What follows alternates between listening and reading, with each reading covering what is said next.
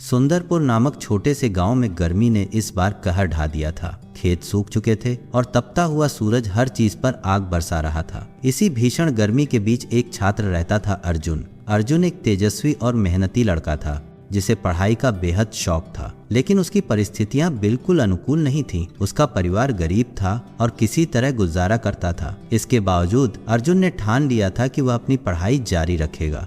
हर सुबह जैसे ही सूरज निकलता, अर्जुन स्कूल के लिए निकल पड़ता। उसकी यूनिफॉर्म फीकी पड़ चुकी थी और जूते घिस चुके थे, लेकिन उसका हौसला अटूट था। गांव का स्कूल एक छोटा सा भवन जिसकी दीवारों में दरारें थीं और छत टपकती थी, अर्जुन के लिए एक आश्रय जैसा था। फिर भी गर्मियों की चरम स्थिति में स्कूल को भी कठिनाइयों का सामना करना पड़ता था। सही वेंटिलेशन की कमी और पंखों के न होने से कक्षाएं बेहद घुटन भरी हो जाती थीं।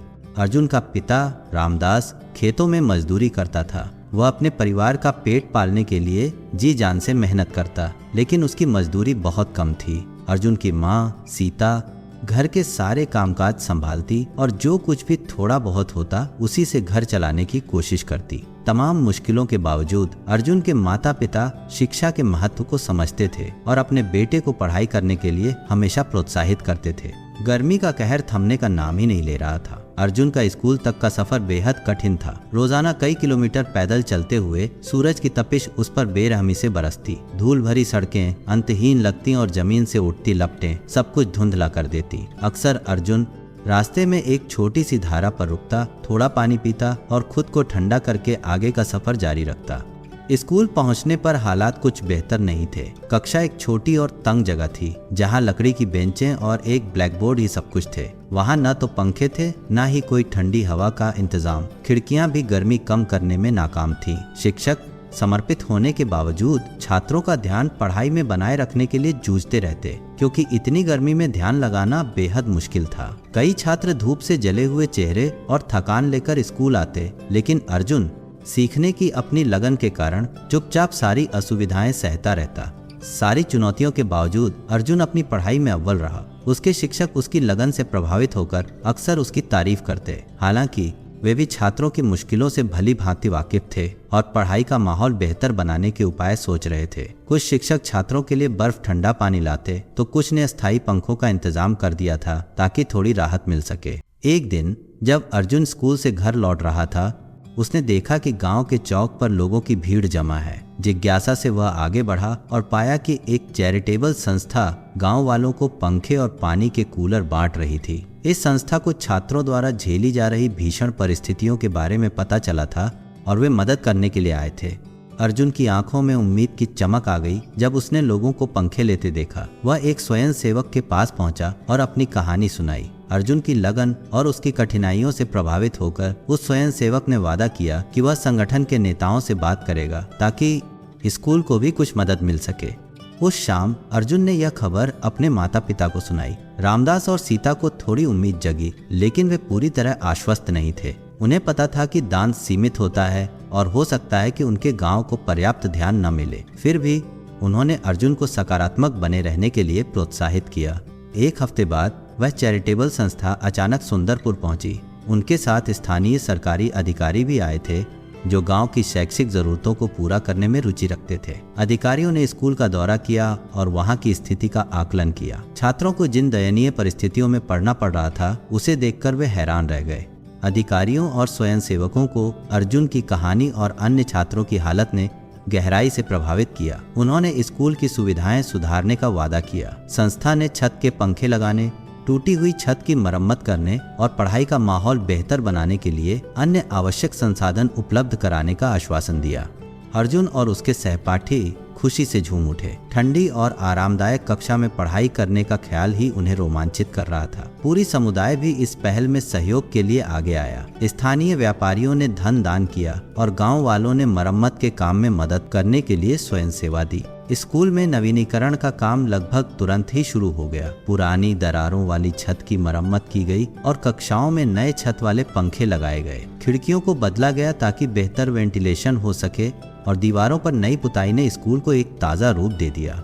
अर्जुन उत्साह के साथ इस बदलाव को देख रहा था। हर दिन वह काम की प्रगति देखता और उस दिन का बेसब्री से इंतजार करता जब वह एक अधिक आरामदायक माहौल में पढ़ाई कर सकेगा। कुछ ही हफ्तों में सारा काम पूरा हो गया और स्कूल आखिरकार एक नवीनीकृत रूप में छात्रों का स्वागत करने के लिए तैयार हो गया। नवनवीनीकृत स्कूल का उद्घाटन एक बड़े आयोजन की तरह हुआ। स्थानीय अधिकारी, चैरिटेबल संस्था और गांव वाले सभी इस उपलब्धि का जश्न मनाने के लिए एकत्र हुए। अर्जुन और उसके सहपाठी इस विशेष दिन का हिस्सा बनकर रोमांचित थे। सुधार होने के बाद स्कूल का माहौल पढ़ाई के लिए कहीं अधिक अनुकूल हो गया। छत के पंखों ने गर्मी से बेहद जरूरी राहत दी और मरम्मत की गई छत ने बरसात में पानी टपकने की समस्या खत्म कर दी। कक्षाएं ठंडी और आरामदायक हो गईं, जिससे छात्र अधिक ध्यानपूर्वक और उत्साह के साथ पढ़ाई करने लगे। अर्जुन का प्रदर्शन स्कूल में और भी बेहतर हो गया। अब वह अधिक ध्यान केंद्रित कर पाता था और कक्षा की गतिविधियों में सक्रिय रूप से हिस्सा लेता था। शिक्षकों ने छात्रों के उत्साह और एकाग्रता में बड़ा बदलाव महसूस किया। जो कक्षाएं कभी नीरस लगती थीं, वे अब ऊर्जा और सकारात्मकता से भरी रहने लगीं।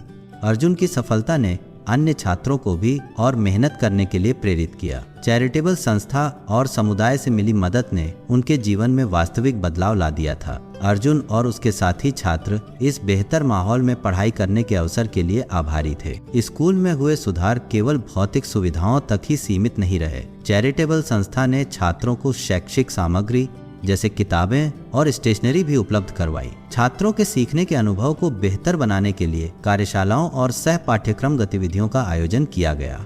अर्जुन ने इन नए अवसरों का पूरा लाभ उठाया।